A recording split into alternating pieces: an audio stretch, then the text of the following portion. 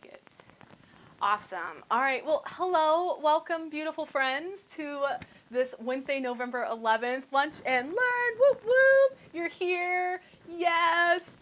And we are here together as the sign down, oh, wait, opposite side. As the sign says down here at the bottom, welcome. My name is Kara Rip. I am totally stoked that you are here. I had no clue how many wonderful OA friends we would get today. And small number makes me feel good, so I don't feel too overwhelmed. Real fast, just a show of hands so that I know how, what grade level of friends we have out there. Raise your hand if you are an elementary person. Are you an elementary? All right. And then lower your hands, please. Thank you, thank you. Raise your hand if you are a secondary friend. Excellent. Yes, we got 50-50 out there. Oh, yeah. All right, so without much further ado, I just want to introduce myself. I'm Kara Rip.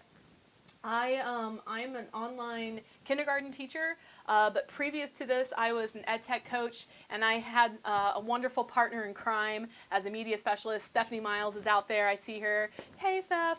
And we had a blast collaborating and just lifting our schools up. So I will say that I have a lot of experience, but in no way am I ever an expert. I always say that I am an enthusiast, and I'm excited to learn. So if I don't know something or I don't know an answer to it, I will look it up and I will share it and get back with you. So that's my promise always to you. So without much further ado, we're going to go ahead and get started here. Today, what we're going to look at is we're going to be looking over in our Canvas world, and we're going to be looking specifically at grades and how do we manage the world of our gradebook and all of that. So when you are in your Canvas course, here's my online, oh man, old picture, right?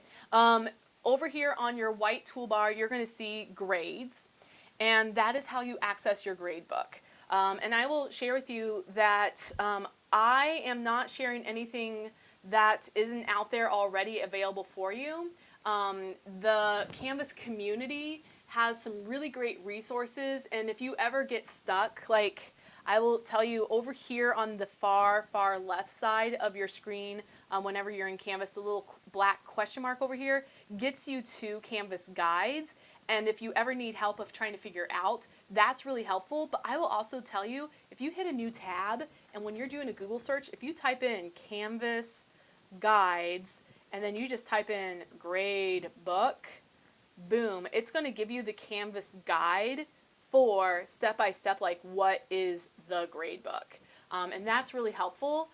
So if you ever need help, I will say hands down, that is like very handy. But I'm also, guess what? I have those links already pulled for you. So I'm going to go ahead and put in our chat right now to everyone. I'm going to put in there the link to, right now, the how-to guide of Gradebook. And then if we have time, we're also going to look at hopefully Speedgrader, because I know that we spend so much of our time here at the OA in both of those realms, and it's really helpful to be able to go over both. So those are two links that will be helpful for you. And I will also make sure that those links get shared out in our OA PD page as well. That way then people aren't having to search for those benignly. So let's go ahead and let's start taking a look here at our gradebook. One thing that I want to make sure that you are looking at when you are here in your gradebook, that you look up at the top. I know that when you hop in there, for many of us, it feels a little scary. You're like, oh man, I don't want to mess things up. I promise you cannot. Everything is an option. It's kind of like a car. You can turn it on or you can turn it off, and you can change a lot of those settings. So the first thing that I want to make sure I pull your eyeballs to look at is over here where it says Gradebook on my left side. You can see that you have access to 3 different options here. So the Learning Mastery, those of you that are you're thinking about, man, I want to track growth, and if you're interested, I am happy to do another Lunch and Learn series, or even a morning daily dose of how to do Learning Mastery. What's great is you can pull in a standard, and then when you attach that standard to an outcome within a rubric and you're grading, so let's say you've got a repeated writing project or a writing assignment, but you want to track student progress through that one standard, you can easily track that then in something called Learning Mastery within Canvas. So then you can see the progress, how many times is a child successful at that standard, at demonstrating that skill. I will also say hi there. I see another friend out there who just came in.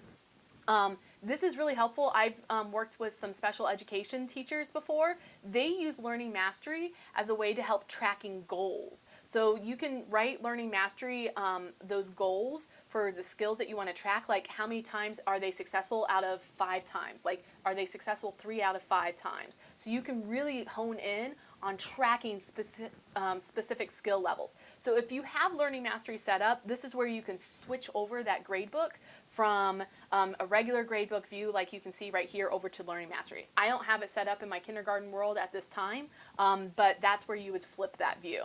Then here you'll see that there's something called individual view. This one's really nice because it allows you to switch your gradebook over to being able to see one student at one assignment at a time. So then you're just fully absorbed.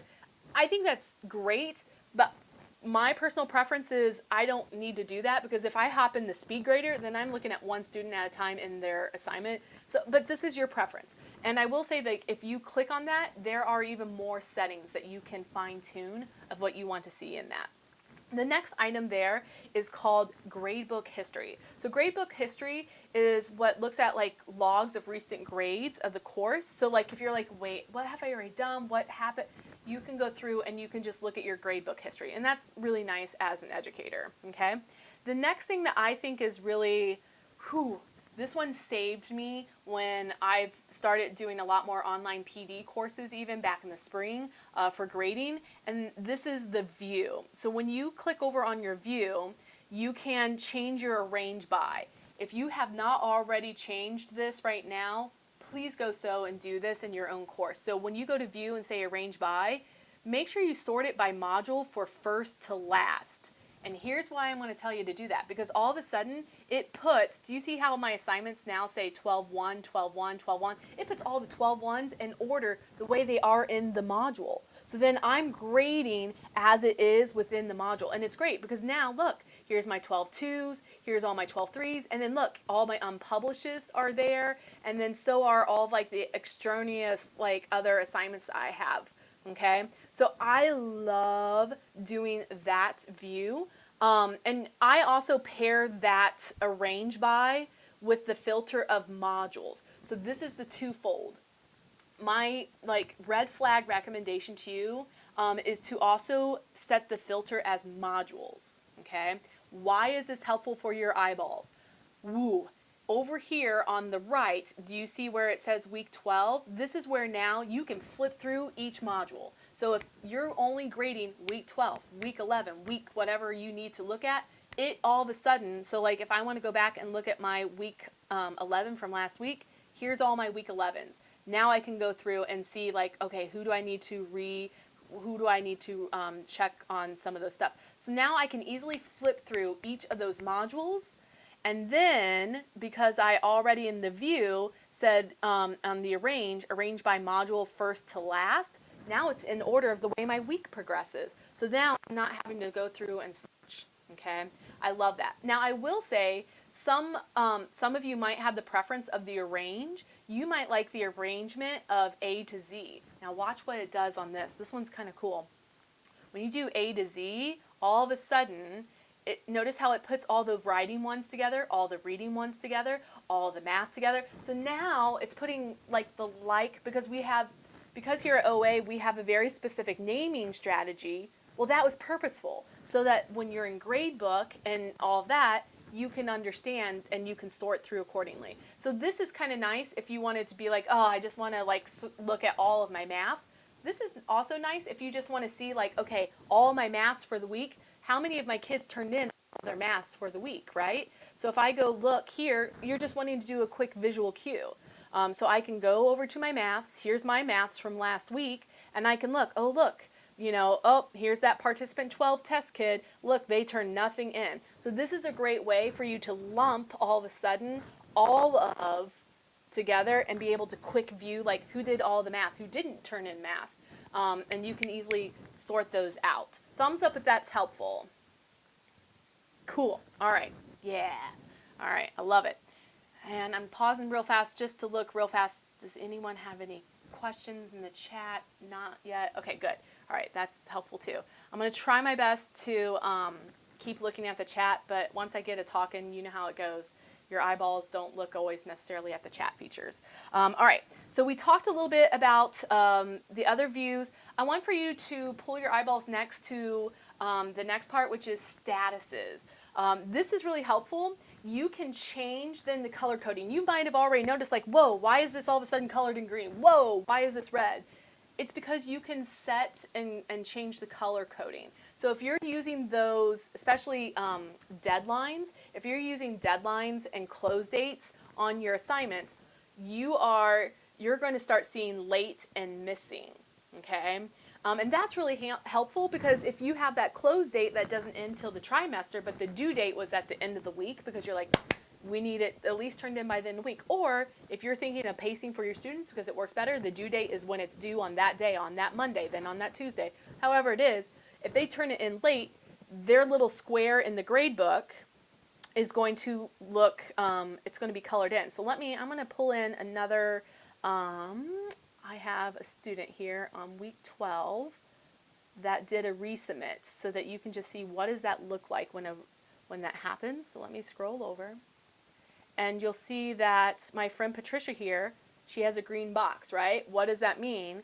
And then all of a sudden, if you're like, wait, what does that mean? If you go to statuses, you can see, oh, she resubmitted the assignment. Now notice you can also drop an assignment for a student or excuse the assignment. So those are also some other statuses. And you can also, if you click this, you can change the color coding. So that's customizable to your own eyeballs and preferences. Students will not see any of that. So if I'm here looking at Patricia's work, and we'll go over Speedgrader a little bit differently, but if I'm like, oh dang, what do I need to do to that? You'll notice that now here on her submissions, she's got 2 submissions, but I'm like, oh, once again, students make errors. Like she's already done the assignment, she accidentally submitted to the wrong assignment. So if I just want to clear it up, or if this really was a true, real submission, this little part right here is helpful. Notice how it says use this same grade for the resubmission. So you can click that, or if you want to redo, you can add some more comments and then say same grade. Or if you need to change the grade, you can change the grade then accordingly. So if I said all of a sudden it was incomplete, it would change the grade then for that whole assignment for her. Thumbs up if that makes sense. Okay, and that's really helpful. Just so that when you're like, whoa, why are these boxes all different colors? That's there for you of just understanding like what is happening. Columns. This is really neat. So columns is the next section I want to show you. Notice how this bumped out in my gradebook, this extra column here, right? So this column is helpful to educators. Like, let's say you're used to, if previous world, you were writing notes to yourself. You're like, oh man, you've done the sort and you're like, they're missing math all the time. Why is, but you need to leave yourself kind of like a Post-it note, but you're like, I have too many Post-it notes already all over my desk. You can leave yourself a Post-it note essentially in your gradebook. So if I want to leave a note about Amro, then I can just double click in his box and I can say, needs to submit, like I can do that and hit save. Now, when I hit save, does Amro see it? No. Which is fabulous. Only you, the instructor, see the notes that are attached in that column, okay? And what's nice is, let's say, I'll show you what it looks like. Turned in all week. We'll just say that. See how it pops in there? And that's really handy. And you can also, I have found, I've seen emojis put in here. So if like your eyeball just wants to see like an emoji, you can copy and paste from like the Emojipedia. And like if something's like a stop sign, like that's your stop sign, you're like, oh, that's right, I gotta make sure I see that kid for something. So you can kind of set your own note system of how you want to use those notes. If you hide the notes, if I uncheck it, notice how it goes away. I didn't lose any of those notes. Those notes stay there. So you can just either see your notes or not see your notes. And you can continually add to them, which is nice. So if I go back over to then week 11, see how the notes stay right there with that student. So they travel no matter what my filter or view is. They're always attached to the student, okay? Thumbs up if that makes sense. That's helpful, right? Totally. All right. So I'm going to uncheck that. And you also notice that I had checked for unpublished assignments. I like seeing what I have for the whole week there. So I always keep it checked so that I can see all of my assignments. Oh, well, let's go back to week 12, right? Because I have unpublished there. So that's really helpful for me to know, like, real fast at a glance, like, do I have everything published or not, or what do I need to go in? And that's my preference, and you might have your own preference for what you want your gradebook to look like there. So that is the view section of Gradebook. Love it. It's very helpful and friendly. I will also share here in the actions, you can import or export files, but once again, you're probably not going to be doing that because if you're in secondary world, you've already got that passback happening on the SIS, so you don't have to do anything right there. And then also in elementary world, if you were to export, it's going to export even as a big CSV file, and all of your filtering and everything do not apply. So if you were to ever export all of your gradebook, it's going to be a raw data. But like it'll still have the assignments and everything, but like it's not going to be all specially filtered the way that you have it built in within your gradebook. Okay. All right. Next up over here, you've probably seen it. It looks like a old school radio, but it's not. This is a little keyboard. It looks like a little wire attached to it. It's a little keyboard. This gives you the shortcuts for grading. So if you were using the grading tab for grading, you'll notice that it gives you some little, like the little grading tray, it gives you some shortcuts, but I rarely use those. I'm more of a clicker, but just know that those are there and available for you. The next up here is the search tool. So I'm thinking of our secondary friends. When, like right now, my roster is small because I'm an elementary teacher, but secondary friends, you're talking hundreds of kids, right? So in your world, or even our related arts friends, if you need to type in and search for a kid, this is where you can search, and then it will, so like if I want Musen, then notice how it pulled up Musen only, and now I can be isolated and look at that child's work specifically. Then over here on the gear, this is more of your settings. Like this is, I tell you, this is why we picked Canvas, for the reason it is like the Cadillac of like so many options of things. So once again, here in the gradebook settings, this is where, especially secondary friends, where you can find those late policies. Notice how you can automatically apply a deduction to late submissions and have like that threshold set for what is the lowest possible grade percentage. Like they, even if it's turned in so far late, it can't be deducted no more than 60% or whatever it is. So you can set those there. Also notice that you can do a grading post policy.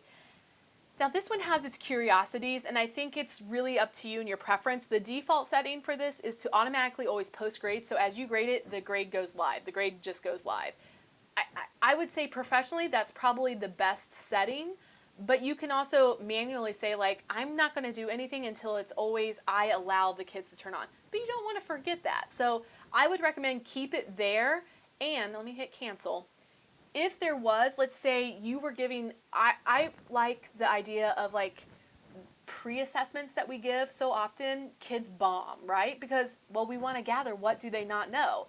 But we don't want them to see it sometimes necessarily, because we don't want them to know that we're going to be use that same assessment at the end, right? So we don't want to give away, you know, them being able to go back and look at that assessment. So what you can do when you're here within your gradebook on one of the assignment columns, there's the little 3 dots, right? Next to the assignment name on those 3 dots, you can do something that is called, you can hide it, okay? So I can't do that because it's already been posted and like things have got things on there, but I can hide, I can, no grades, like, well, I don't have any grades to hide right now, but I can hide it.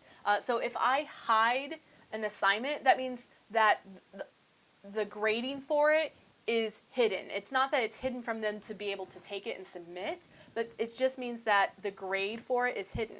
And that's really helpful for us because we want them to do that pre-assessment, but we don't want them to be able to see all the results for it because it's really just only for us. It's a formative assessment. So that, I think that's really handy, and I think that's the more appropriate way professionally to use that, that kind of a feature.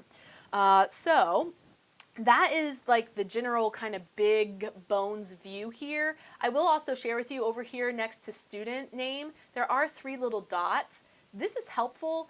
You can sort your students by like their SSID number and login.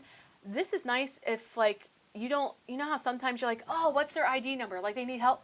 look, I can add a secondary info and say add their username. And look, it pops all of their ID numbers right underneath their name.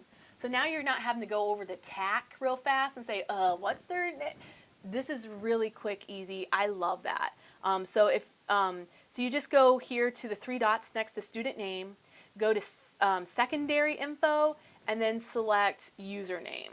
I think that's really that's a great red flag moment if you want that. And you can always just keep it turned on. Notice how it doesn't really take up that much space, but that is there available for you. So notice how you can rearrange it. So if you want last names first versus first names, you can change that sorting there as well.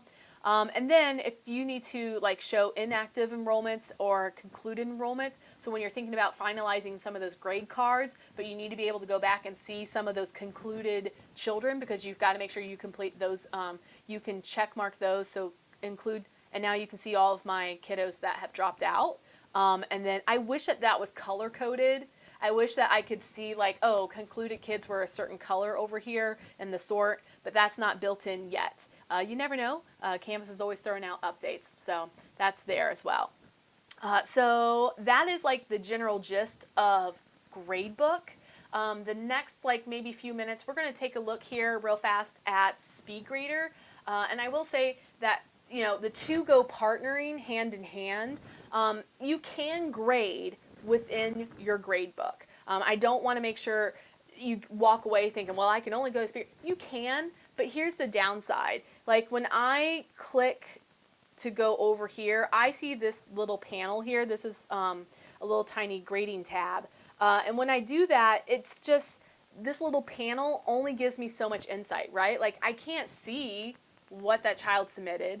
I can totally mark it. I can give it a status. I can put yep, I can give them 1 point because they did turn in something. I can give them a comment, but I can't professionally and accurately say, what did that child really accomplish? So this is never my recommendation for grading. My professional recommendation is to always go the Speedgrader route. Now, you notice that up here at the top, you'll see that it does list the assignment name, and if you hover it, it'll tell you the full name. So that's handy to know. And then it also tells you the point value of that assignment right underneath the assignment there. So the 3-dot option, what do you get available to you within the Gradebook?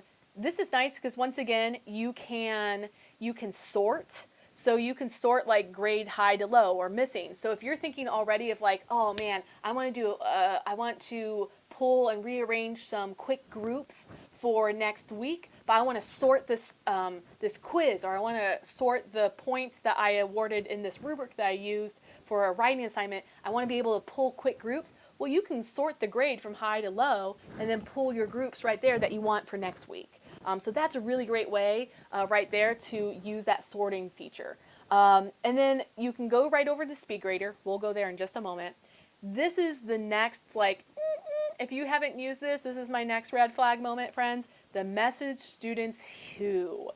So if I click this, all of a sudden I can see these are my students who have not submitted yet. So then I can go here and I can type them a message. Now I will tell you, I do not like typing that same message over and over and over again. So I have a canned message that I copy over from my notes on my laptop, and I say this: hello, thank you. It looks like the submission didn't go through. Oh no, wait, that's the wrong one. Ready? Here's the right one. Copy. I sounded like an operator, but then I was wrong. Here we go. Hello, I see that you have not yet submitted your assignment. Please let me know if you need any help. Thank you, Mrs. Rip. Now, I make this purposely generic and totally hey, I'm here to help you. What do you need? So that then it's a friendly note. It's a friendly reminder. So whenever I am done, and then you can hit send on that, and it's going to send it right there to those kiddos. Whenever I'm done grading a column, so a whole assignment for an evening or whatever, I've said okay, I'm done, I send this out. I email it, and that's the red flasher to the parents and the kids, you gotta do this, you gotta do this. And it just helps set, I find, a pace of making sure that kids are completing the work. You'll notice that it only goes to the students. It does not go to the parent observer accounts. This email only goes to the students. And you'll also notice that there is no checkbox that says send to individual recipients. That's because by default, when you select this function, it always sends to individual recipients, okay? You'll also notice that I have a pull-down menu, so I can say who haven't been graded yet. So I can send this to those that haven't been graded yet. Because think about some longer term papers, right? They take a while to grade. So if you need to, like on a Wednesday, even though it's due on a Monday, like you're getting a lot of emails and they're like going bananas that they hadn't gotten it graded yet, you can send out a bulk email real fast to say, hello, thank you for all the messages. I'm not done yet grading your term paper. Please look back by the end of the week and we'll have feedback for you. So you can do those kind of bulk messaging right there about an assignment. I love that. Next up on those 3 dots is the curve grade. So if you are noticing that you need to set a curve, you can set that there. And you can also do a default grade. Now here is my wave of flag of caution on this. If you say set a default grade, and all of a sudden I type 1 and I say set default grade, it grades anybody that doesn't have anything graded. It grades even the ones that are empty, that have not submitted. So then I would have to go in and change all the ones that still didn't submit. They see that. Like as soon as you change the grade, a student gets the notification that that assignment has been graded. And then if all of a sudden you flip the grade back to not like they haven't submitted anything yet, they see those. So make sure, I am very hesitant to use this feature because all the time that you spend going flip, flip, flip back and forth, you could have just went over to Speedgrader and just easily went next, next, next. So my professional recommendation is to not use this unless you see that everyone is there and it's really just, you know, they did it just to do it. Or, you know, you're sending out a survey and it's 1 point and you know you're just looking for some feedback but it didn't really matter that much, then I think those are okay. But if you're using this to nightly grade, my professional recommendation is they see those notifications that it's been graded and then all of a sudden you've changed it back. Also notice here that you can change the enter grades as points or percentages, but it does not actually change the core point systems. That's really just you as a teacher preference. So that's not really changing anything on like the actual creation content of it. And then you can always download the submissions if you want like, ooh, I want to save all of these and then I want to make like my own like maybe slideshow real fast because I want to review with the students the work that they've seen. So we can do some peer review like just overall. You can do a bulk download of all of those submissions. And then right here, you can also always change your grade, your posting policy right here again. Like, do I want to be automatic or just manual? Next up, we're going to hop over. We're going to look at the Speedgrader. I always prefer hopping over to Speedgrader by tapping the assignment up here at the top next to it and then say go to Speedgrader. But that's just my preference. You can always like see like, oh, right here, Una needs this graded. I can tap over here to open the little panel and then I can select to go to Speedgrader. But it's less clicks to click on the 3 dots and then go to Speedgrader. Okay. All right, so when you're in Speedgrader, if children are doing pictorial, so image file uploads, this is what it looks like. So you get these wonderful editing tools as an educator, which is awesome. So if I notice that maybe, and then I'm going to give you a different one to look at here. So on this assignment here, if I wanted to give maybe some feedback to a student like, ooh, you know, they were trying to do a D here, but their arm is a little too, the D arm is a little bit too short, right? It looks like an A. So up here, I could grab my little paintbrush drawing tool. I can click the color that I want. I love grading in like blues or purples because it just feels less offensive to me, but that's just me. I want to make sure I don't use the same color that the student did. So I want to make sure that I have the light blue. And then I'm just going to trace it. And then I would do a better job. And then notice how when I got done making that mark, so you could do math papers this way, like you could just circle the number. And then notice how, do you see this little Post-it note right here?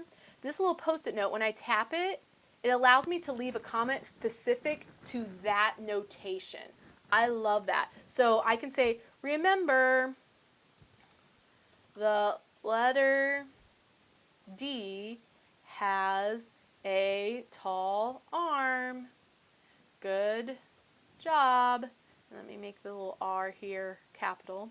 And then when I hit return, boom, it marks it right there. So it's not here in the comments, it's attached here. I like to also I like to copy that and then put it in the comments, so that then if a student is just looking at the comments only part of like the conversation of the grading, then they can see that, and then when they actually view, because viewing their actual submission and then viewing the comments are two different things, right? So I just always like to copy and paste that over there. But I love the drawing tool. Notice how you can type, you can strike through. So if students had written like Google Docs or PDFs that they submitted of things, you can highlight and strike through. So like you can give them full awesome editing feedback and whatever it is that you're doing. Notice how you can do a point annotation. So if like I wanted to say, you know, like maybe they made a map and I wanted to, so let's look back here at this one. So maybe like students were missing the dots, right? Like, ooh, that's real sloppy. So I could go right here and give, once again, notice how, see how it's like a little point in like a map? Then I could just say, make sure you are using dots and labeling clearly. This is messy. So I can give that right there. So I enjoy these features. You get a pointer. You can also do, so you can move things around if you need to. You can go full screen, and then you can also zoom in as well. Notice how if you didn't like it, you can always delete that comment, like the extra annotation that you added there, and then also you can always reply to the annotation as well. So these are your annotating tools right here when you are in the Speedgrader. And then over here, which I'm guessing many of you are a lot more familiar with when you're in Speedgrader, over here is where you have more access to like leaving those comments. So you can upload something. So like maybe they totally missed like a resource that you want them to make sure that they use. Like maybe it was a self-editing checklist, right? Or maybe you had like a helpful chart that students needed to use while making a response to something. You can upload that file right in there and say, hey, I want for you to go back, look at this, and resubmit. You can always leave a video comment or an audio comment as well, not just written text. So think of your audience members as well. So if you have students that maybe aren't very fluent in English, or even if you're thinking their ability level, right? Sometimes those audio comments or even a video comment are a lot more helpful for our students. And it's also a great way for them to just see that we're connecting and caring.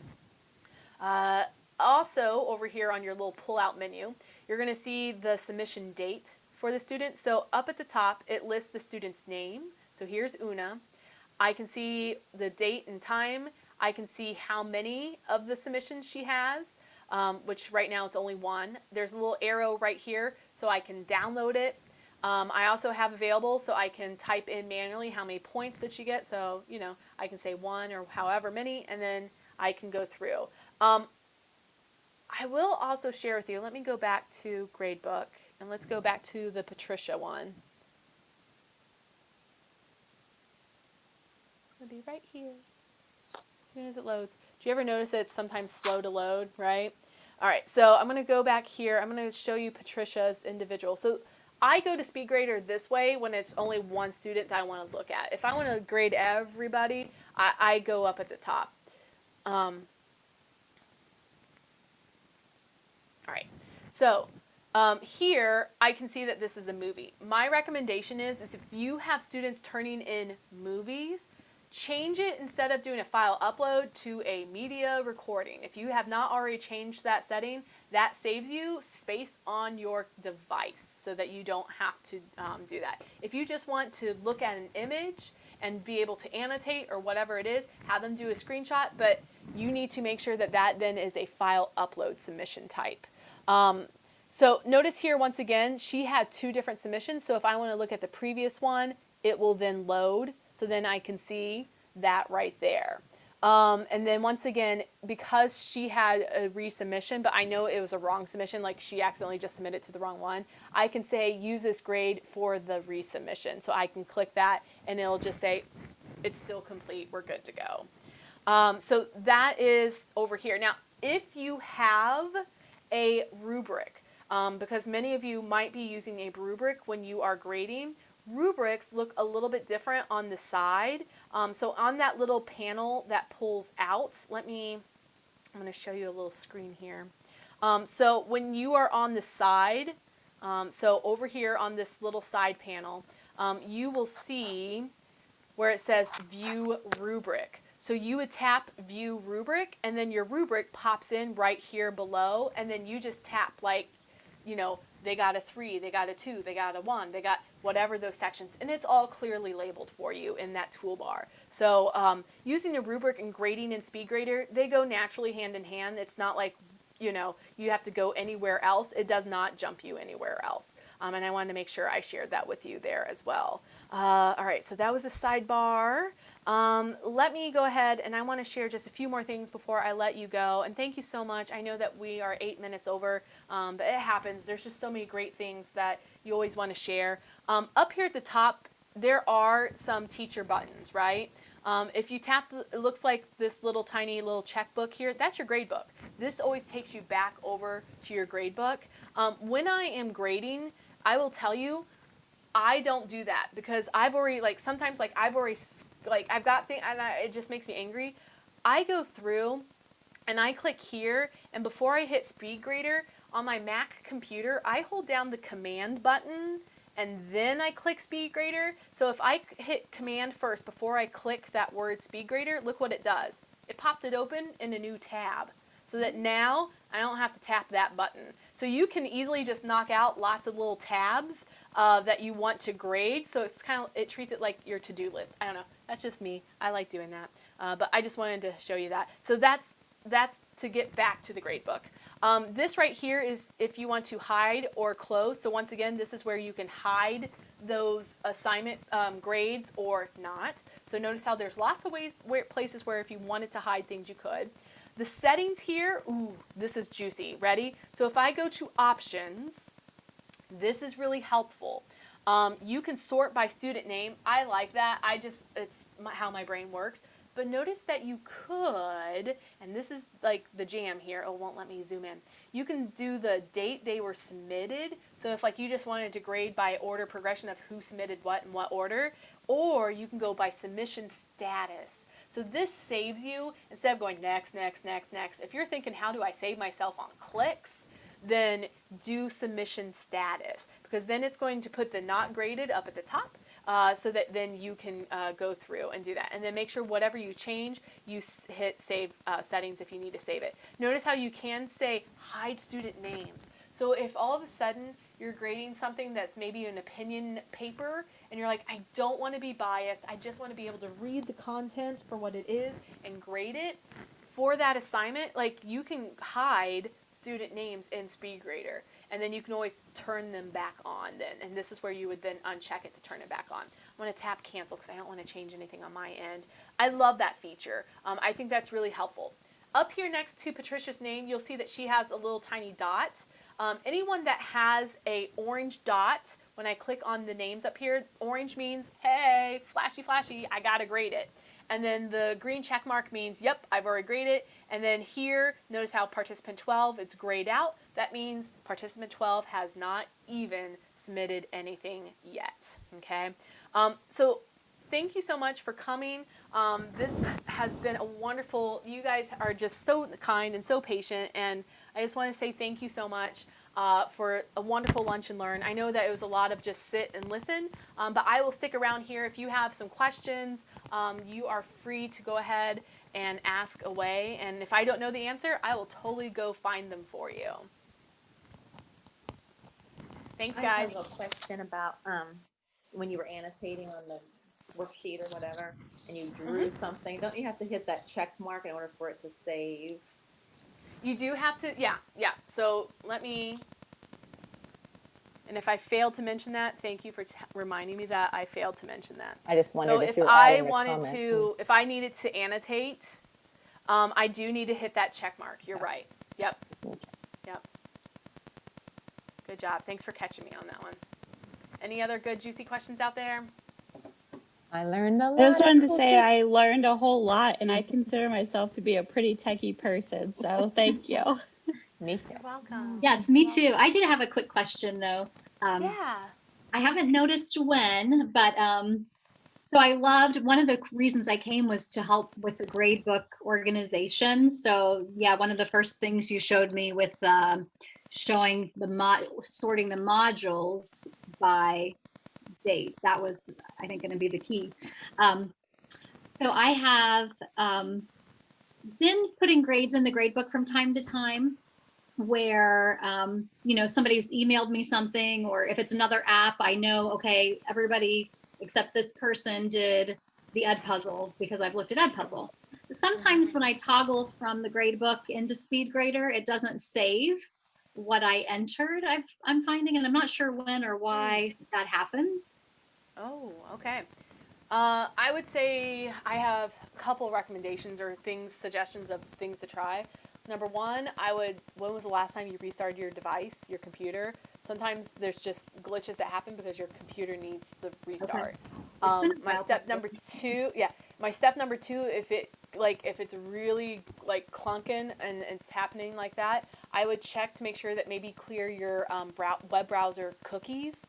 Sometimes just clearing those things out can help. And then if it's still not sticking, I would look, are you using Chrome? Sometimes I know like certain applications, things have preferred web browsers, and I know that Canvas seems to work best in the Chrome world, not necessarily as smoothly within other web browsers. So Yeah, I do use Chrome, and it sticks most of the time, but I'm finding it, I think it's when I toggle, like I've entered a couple and then I go to Speedgrader and come back, then it's gone.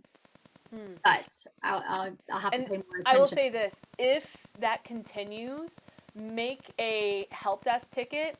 So go into Insider, make a ticket, tech ticket, and make sure you give us the URLs. What's really helpful when you see things like that happening, like let me show you here.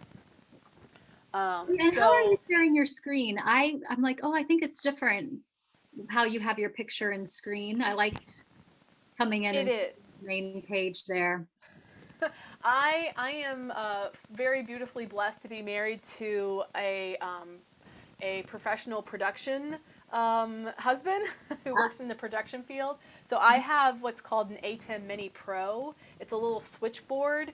So I have a lot of HDMI wires and cables feeding in, and then I'm able to tap and use, and then we've set it up and programmed it to have a picture-in-picture. But if you are wanting to do something similar, I know that Eric yesterday showed a really great way of being able to use like your iPad as a secondary screen when you are zooming. And if you're zooming on your laptop, then you can always use your laptop as like share screen, and then you could use your camera, right? Like if on your iPad, if you were doing that QuickTime then recording. So that's a possibility there. So your question, so if you were to make that tech ticket, it's helpful to like, let me go into Speedgrader. So like if it was happening on a certain assignment and like a certain child it was happening, copy that URL of where like the sticks were happening.